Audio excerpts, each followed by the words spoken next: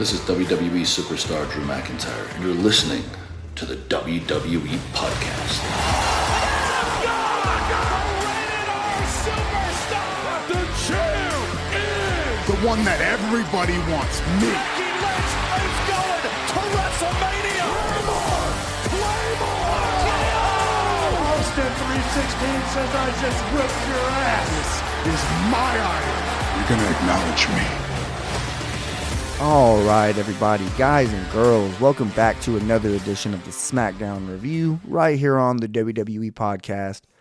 As always, I'm your host, Michael Ritter. You can find me on Twitter at Michael5Ritter and on Instagram at MichaelRitter5. Also the host of the Football Function Podcast, which is just an NFL podcast centered around news and analysis. We also do weekly preview and review shows, previewing and recapping all of the NFL games. We just finished up the regular season pretty much.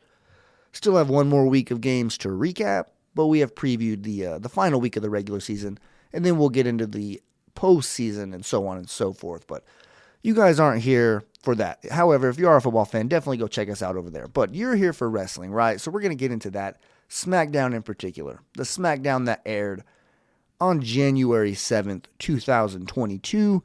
This is actually my first show here in 2022 for the SmackDown review.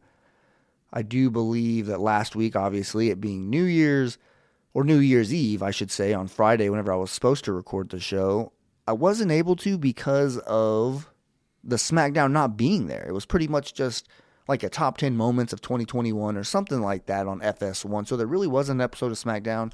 It was kind of disappointing, but I will say, just kind of a little bit of a peek behind the curtain into my personal life. Some of you might know, back in January, not this January obviously, but a whole year ago, I had to miss a week because of COVID. And last week on Friday, I actually had COVID again, but it wasn't nearly like the first time.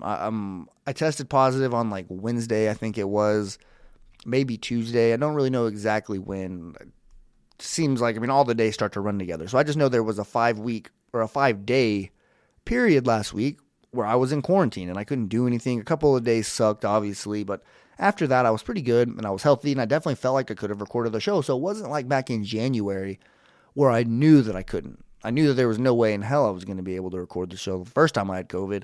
This time I was going to be able to, but it's just weird. I think the wrestling gods might have just kind of looked down and said, you know what, we're going to go ahead and give you this night off, I guess, so to speak, just because of the whole top 10 thing. But I will say I was ready to deliver a New Year's Eve episode of the SmackDown review, but it didn't happen nonetheless.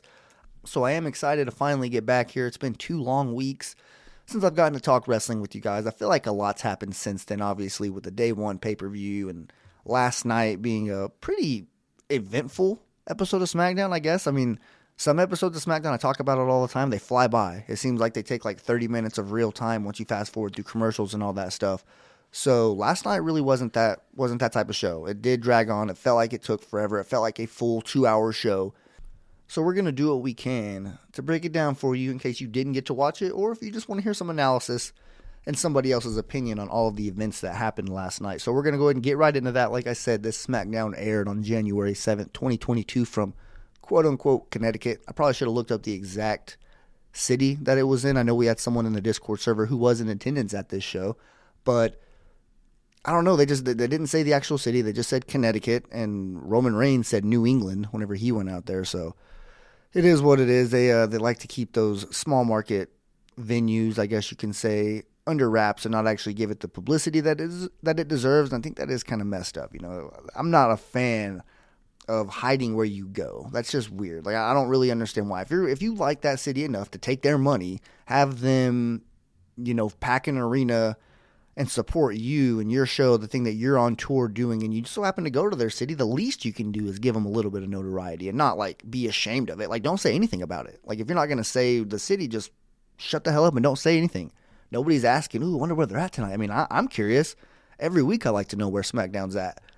But I just feel like it's kind of weird. It's a little bit like a backhanded compliment. Kind of, yeah, we're going to give you the honor of hosting our show, but we're not going to tell anybody that we're doing business with you. It's just kind of weird to me. But anyways, let's get into how this show started. And it does start with Roman Reigns opening of the show, coming out to the ring.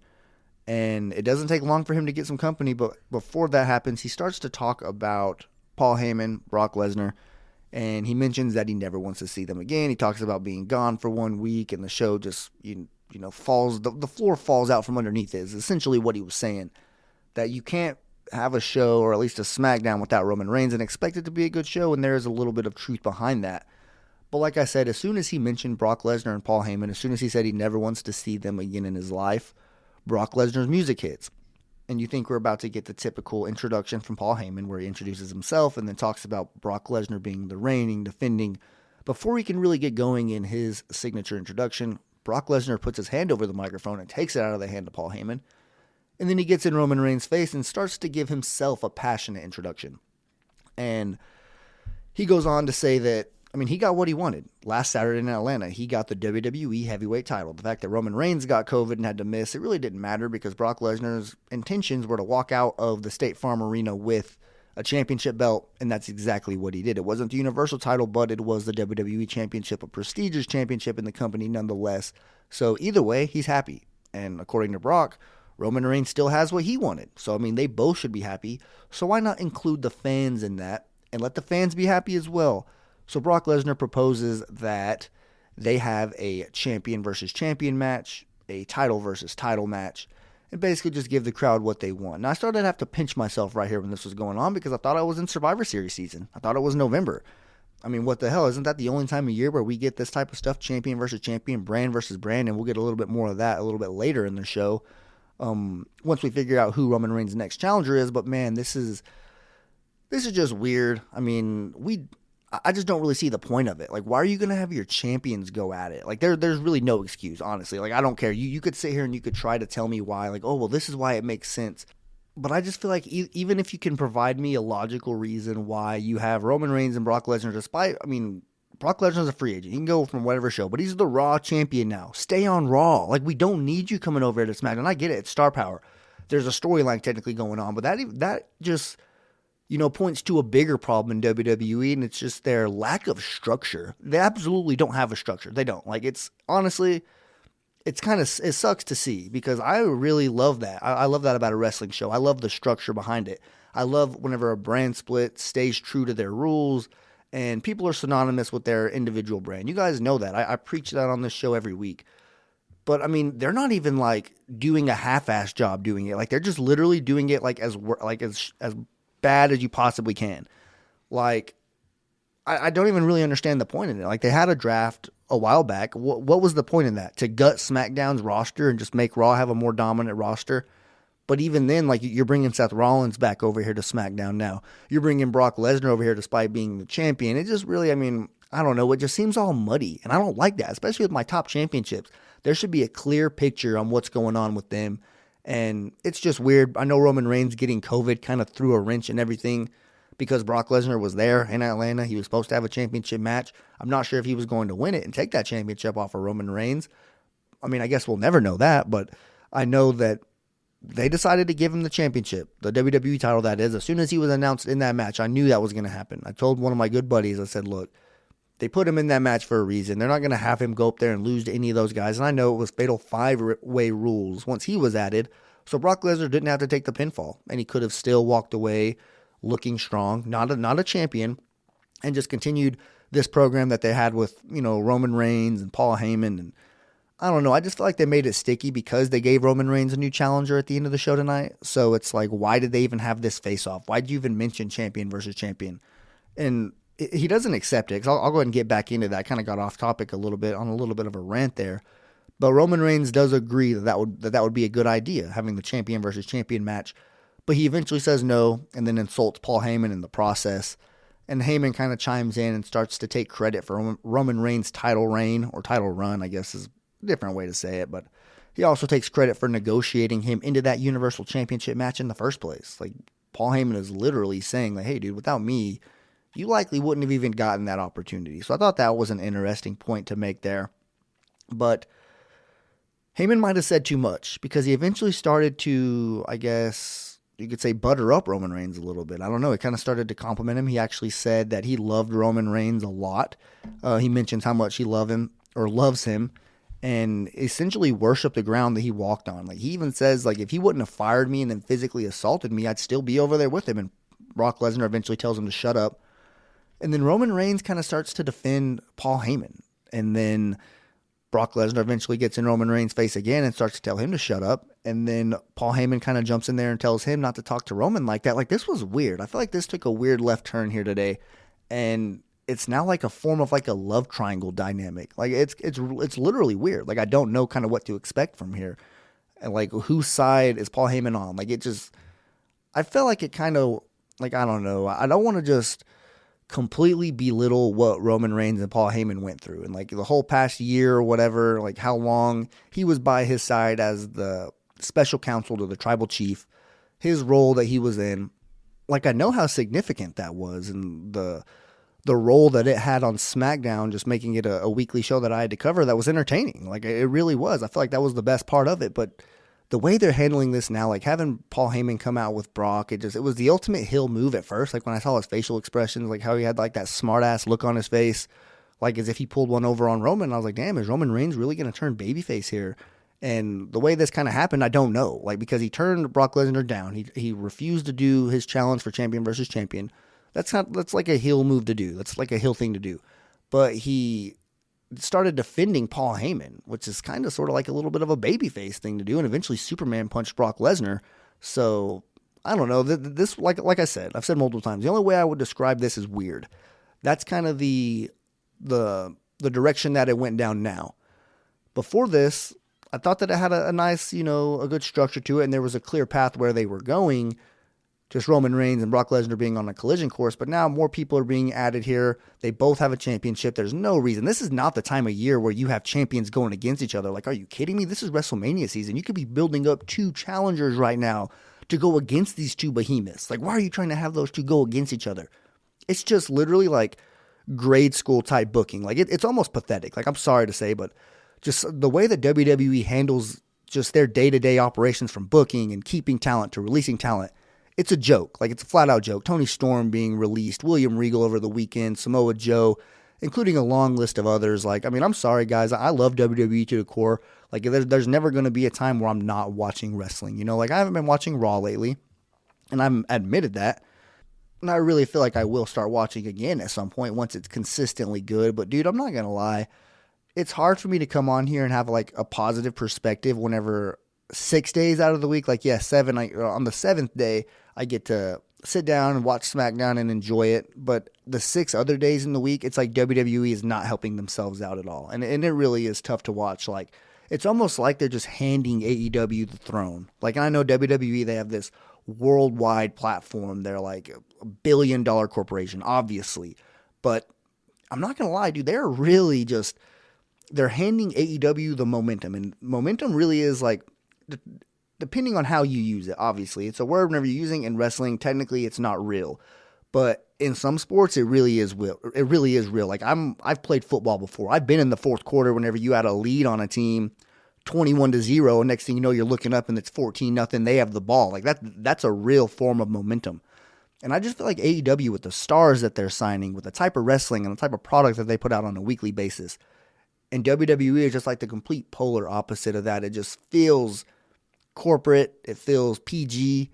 It doesn't feel like anything could happen at any given moment. It's almost like you can predict what the show's going to be before it even happens, and that's just sad. So I guess I can kind of get off there, but I had to get a little bit of a rant out because, man, I'm not happy with what I'm seeing from WWE, and it's really not something like here lately, like, oh, they just started doing something. No, it's like a buildup from years and years of bad booking and just giving fans a reason to be pissed off.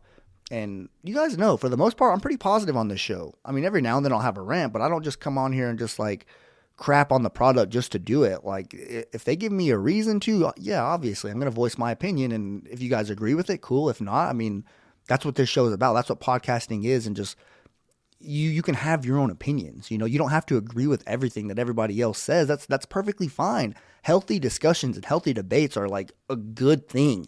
So I don't know. Just kind of wanted to get that out there and say that I'm not necessarily happy with WWE right now. And I'm sure some of you feel the same way.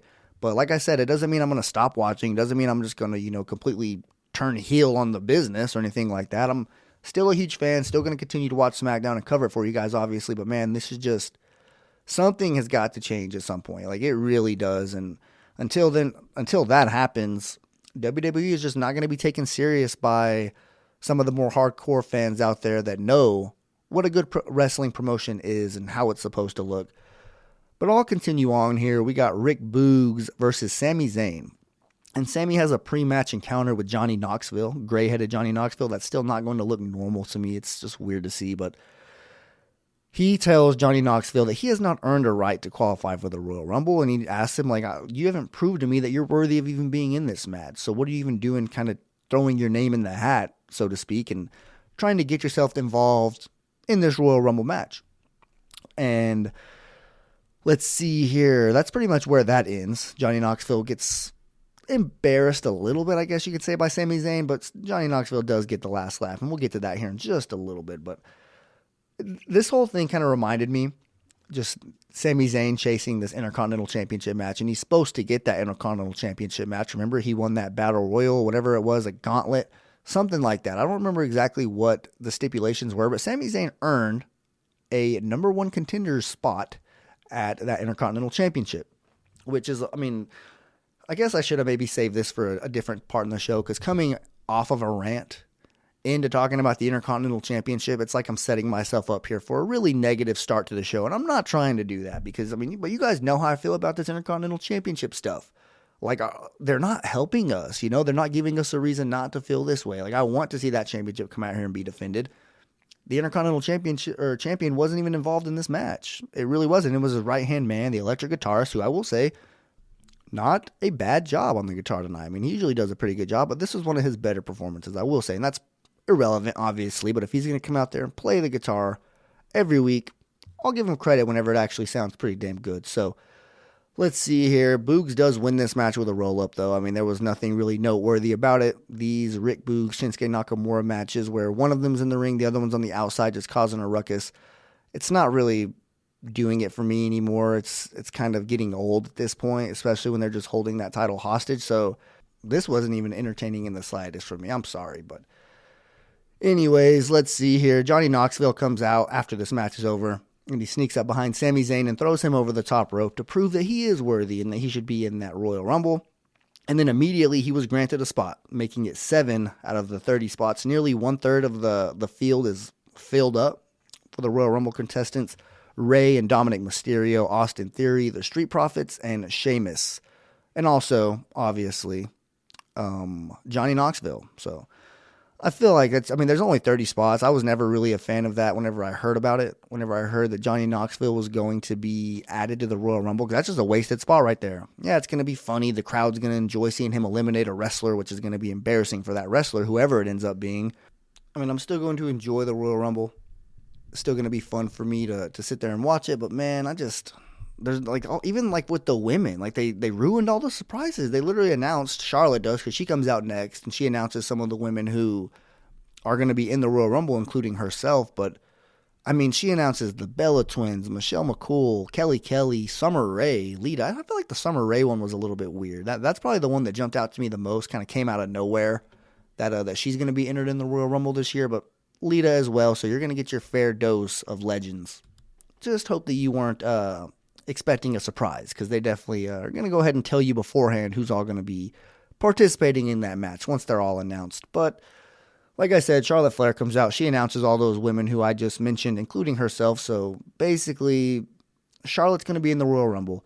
If she wins as champion, she gets to pick her opponent for WrestleMania, which is just the ultimate heel thing. Obviously, she's going to pick somebody like, let's see, Shotzi. Like, let's use her for an example. I'm a fan of Shotzi, but clearly a mismatch from Charlotte. So you could just anticipate that Charlotte is going to pick somebody like that who would just absolutely get ran through.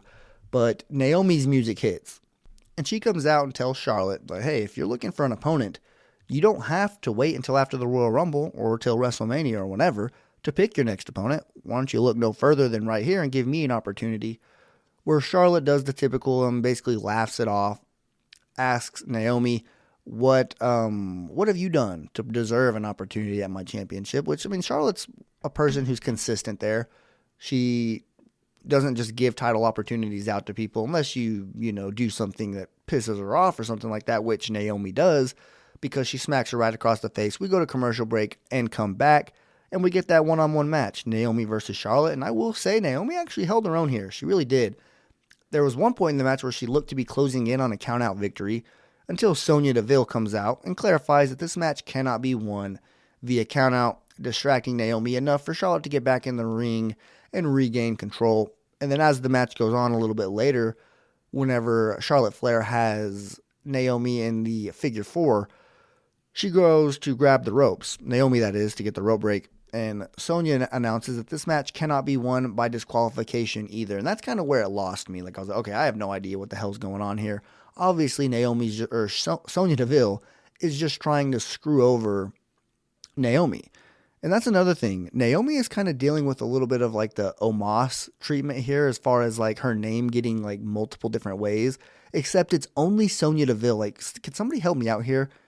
Why does Sonya Deville say Naomi? Like, she's the only person that I know in all of WWE who says Naomi, like pronounces it like that. And I know I've heard it before in like other areas, but I feel like we get confused with Omos's name only because there's a few people who pronounce it wrong and say Omos. Like, seriously. If people would just listen to what the more consistent pronunciation is, it's clearly Omos. Like, we've heard that more often than not because every now and then somebody will slip up and say Omos. People will raise the question, wait, so what is his name again? Like, no, don't overthink this. It's pretty clear what his name is. And Naomi, it's just the way you pronounce it. I've heard it before several ways, but I just think it's weird because I've heard Sonya Deville say it several times, Naomi, but I hear everybody else say Naomi. So it's just one of the more weird things that I guess will get under your skin with Sonya Deville as like a heel GM. It's just something small. You know, that's when you know she's doing her job. When something that small can like rub you the wrong way, like, why are you pronouncing her name like that? Like, come on, just listen to literally everybody else here on the microphone. Whenever they talk to her, they'll call her Naomi. I'm pretty sure I've heard Jimmy Uso say Naomi. And that's really all the confirmation I need right there. But let's see here. I know Charlotte does get the win after this. After it was pretty much just, you knew that Naomi was screwed because of Sonya Deville. Charlotte eventually wins with natural selection. So, and after the match is over, Sonya gets on the microphone and declares Naomi the loser of the match. And she says Charlotte's the winner, but it's just, you know, a little slap to the face, a little kick you while you're down. She gets announced as the loser of the match. So Sonya Deville continuing her heel tactics. This little program with her and Naomi has gone on for a pretty long time. It's to the point where, I mean, you can't push it all the way to Mania, but you have to have a meaningful blow-off. This just can't be a program that ends on a random SmackDown because you need a match that night. Like, you have to do the right thing here, and you have to give this match a pay-per-view quality, not on the pre-show, right there in the middle of the card. You got to have this match because I think it's worthy. The storyline backs it up, and it'll be entertaining. I know people want to see it. I want to see Naomi beat the hell out of Sonya Deville. I'm sure other people do as well. So I think that'll be a pretty beneficial thing to do, is to build it up a little bit more. But, man, they are flirting with a few months here. So they are one of the rare times that WWE actually likes to build up a storyline and have a long-time or long-term storyline telling or storytelling, whatever you want to call it, however you want to phrase it. They don't usually do that. They're usually pretty quick. Like, no, we want it now. We want to move on to the next thing. And they're actually taking their time with this one. So kudos to WWE. See, it's not always just bashing. Whenever they do something good that I like, I'm going to tell them and I'm going to give them the credit. So, I mean, I feel like I've been pretty fair for WWE for the whole time I've been doing this show. Maybe even a little bit too fair. Sometimes I don't, go on a rant whenever a rant is very much deserved. But either way, I mean, it's not like me going on a rant is really going to change anything or sway their opinion or anything. But it just feels better. Getting it off your chest makes you feel a little bit better. So anyways, we will go ahead and move on here with what happened next in the show. Let me pull up my notes here. Oh yeah, Adam Pearce. He's seen backstage talking to Sonya Deville, and he announces that he's been given permission by upper management to choose Roman Reigns' next opponent for his Universal Championship. And that right there tells you, like, that's where I initially got confused, because I was like, wait a minute. Are Brock Lesnar and Roman Reigns did they not just have a little bit of a face-off? Did he not Superman punch Brock Lesnar? Like, when have you ever known Brock Lesnar to get punched in the face and not do something about it? Like, you think he's just going to turn his back, walk back to Monday Night Raw? Ooh, Roman Reigns has a new opponent. It's time for me to go find one. Oh, and he actually has one too, Bobby Lashley, now that I'm thinking about it. So what the hell? Why are you going to SmackDown to pick a fight with Roman Reigns whenever you have a challenger over there on Monday Night Raw waiting for you with a match scheduled already for the Royal Rumble, which, little sidebar here, I am very excited for that match. It's a long time coming. These two match up well against each other, and I think that might be one of the more enticing or matches that I'm anticipating, I should say, because it's just a juicy matchup. Like, that's one thing that I'm really looking forward to about that pay-per-view.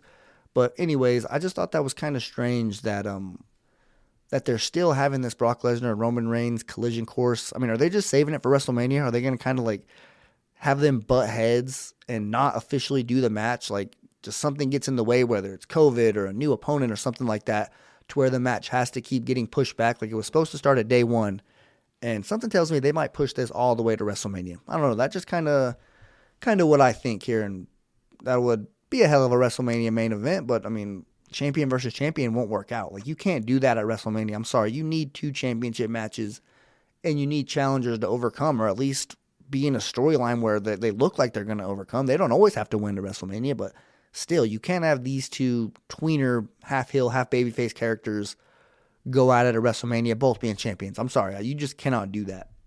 But anyways, continuing on here, we get a segment of Happy Talk, and we get a special guest. This was actually a special edition of Happy Talk, and it is Drew McIntyre, or at least that's whose music hits.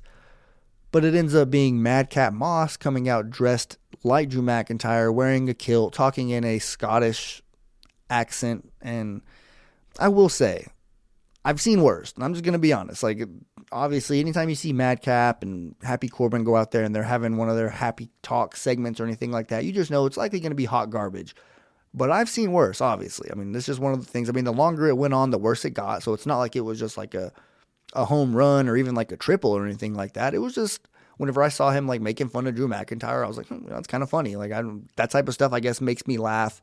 And like I said, probably wouldn't have made me laugh every single time, because I'm not a fan of these 2 guys, but I wrote that down in my notes. I was like, to be honest, I've seen worse, so I'm not just going to completely crap all over this. The Viking Raiders eventually come out and interrupt this match because they do have a scheduled tag team against Corbin and Madcap, so that's what we get next, the Viking Raiders versus the Happy Folks. And Madcap hits Eric with, quote-unquote, the punchline, which is his new finishing move, I guess. It's some sort of like variation of an inverted neck breaker. So that's what he uses to pick up the win. Not really a meaningful match here.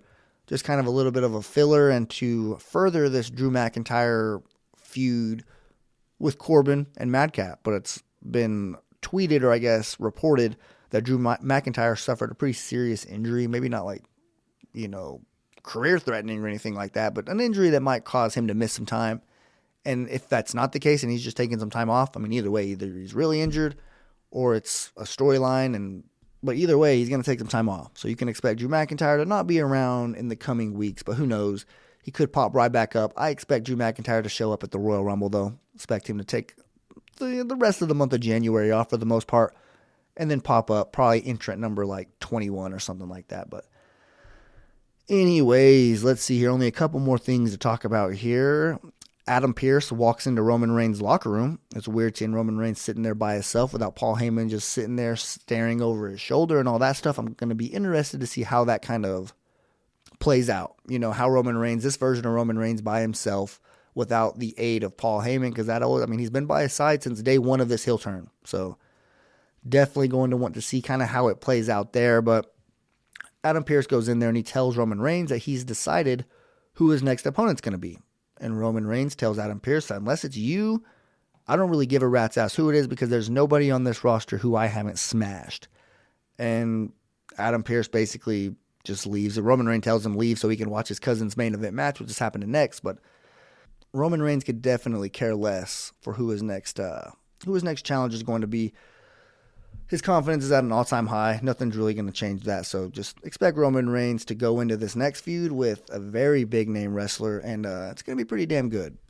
But before we talk about who that next wrestler is going to be, let's go ahead and get into this main event here, the street fight for the SmackDown Tag Team Championships, the Usos versus the New Day. And, tell me if you've heard this before, not a street fight for the title, so it is a little bit different, but these two here, I guess, in this fall/winter, we've seen a lot of Usos versus New Day, and it's just, I've seen a lot of this, this matchup for the past like 5 or 6 years, So anytime I see this, like just like on a regular SmackDown, I'm just going to be honest, it's hard to get excited for it. Like, it really is. Like, I just don't know why, and it's just like, oh, like this match really isn't meaningful. And this one was good. Like, it really was. This was a damn good match. So, I mean, it's not like they can't put on a good show together, but it's just one of those things, like, we've seen it so many times that it just feels indifferent. Like, I mean, yeah, the titles were on the line, so if the New Day would have won, it definitely would have mattered. But at the end of the day, would it really have mattered? I mean, yeah, Roman Reigns probably would have been completely pissed off. The bloodline would have started to kind of crumble in front of our very eyes because he would have been so disappointed in them, and they would have just had to go on like a hunt to get their championships back. But all in all, on paper, this matchup it's somewhat stale, I guess you can say. And no matter how it lives up to the hype, and it does, I'll watch it every single time. But just seeing these two go at it for the 1,000th time, it just kind of tells me, man, we need some more tag teams in WWE. And it's not that we need, like, there's a shortage of them. We just need them to get booked. We need them to get better looks, like Los Lotharios, the Viking Raiders. Like, there's enough tag teams on this roster where you can do something and you could feature them in these matches. And I understand you're not going to give one of those other tag teams just a random championship match. It makes sense. The Usos and the New Day have been in a little bit of a feud here. But what I'm saying is build up some of these other ones, because we've seen this so many damn times. Like, I cannot be the only one who is just tired of seeing this. Like, I can't, like, it's just hard to get excited for it. Like, just being completely honest. But this match does inevitably make its way up the stage and into the huge LED boards and then back into the ring. And one of the wrestlers, one of the New Day members, were duct taped to the top rope here. And, like, the roll of duct tape kind of gets thrown into the ring. And then somebody is about to get a DDT on it, but you could tell that it wasn't meant to happen, because the referee just like smoothly kicks that roll of duct tape out of the ring. So just a little good job by him. Like, I know it probably wouldn't have like hurt the wrestler too bad, but either way, I mean, just heads up move by that ref. So shout out to him. Definitely, I noticed that. So anyways, we'll move on here, continue on in this match. It does end up going into the crowd, and the steel steps go out there too. They put on a little bit of show, knocking somebody on their ass, getting hit in the head with steps. If you're sitting there front row and you see that happen right in front of you, I can tell you from experience, it does add to your show, and it makes the experience so much better. Like, it really is a damn good time. But the crowd asked for tables, and that's exactly what they got. The Usos do win with a 1D, quote-unquote, through the table to retain their tag team championships. So that's one thing that we talked about, is the Usos have been using the 3D, the Dudley Boys tag team move, and I guess now they're calling it the 1D because that's what Michael Cole said. So at least they, are calling it something different. Like, it's kind of similar to what Kevin Owens did, calling the Stone Cold Stunner just the Stunner, taking the 3D, calling it the 1D. So, I mean, it is a little bit of a shout out to the past, keeping a move alive. I'm sure the Dudley Boys appreciate it. I mean, I don't know for sure, but I mean, would you rather like be forgotten and nobody, pay homage to you or, show respect to your legacy? Or would you rather somebody kind of, give you a shout out every week on the show? Because every time that move happens, I think about the Dudleys. So in a way, it's a little bit of like advertisement, it's like reminding friends or fans, I guess you could say, who the Dudley Boys were and giving them a little bit of a shout out on a weekly basis. But up next, as the tribal chief, Roman Reigns, is in the locker room watching this matchup, he hears a knock on his door. And it's not just like a normal knock, it's like an obnoxious knock. And he kind of stands up, and who walks in? None other than Seth Rollins. That's who Roman Reigns' next opponent's going to be. And all he does is like laugh in Roman Reigns' face. Like, just seeing the shock on Roman Reigns' face was just hilarious to Seth Rollins, and he has that obnoxious laugh. So that's how SmackDown went off the air, breaking that news to us that we're going to get Roman Reigns versus Seth Rollins at the Royal Rumble. So think about that. Those two championship matches that I mentioned. Brock Lesnar and Bobby Lashley for the WWE Championship, Seth Rollins and Roman Reigns for the Universal Championship. Like, are you kidding me? Those are two badass matches, main event quality, WrestleMania quality, that they're going to be on the Royal Rumble. And then you also get the Royal Rumble match, 2 Royal Rumble matches. I mean, come on, guys. This is setting up for the Royal Rumble to be one of the best pay-per-views, as if it isn't already. Every year people look forward to the Royal Rumble. But when you have those type of championship matches, and why not? I mean, forget it. Throw Sonya Deville and Naomi on there. That's another grudge match. Makes that pay-per-view card a little bit more juicy.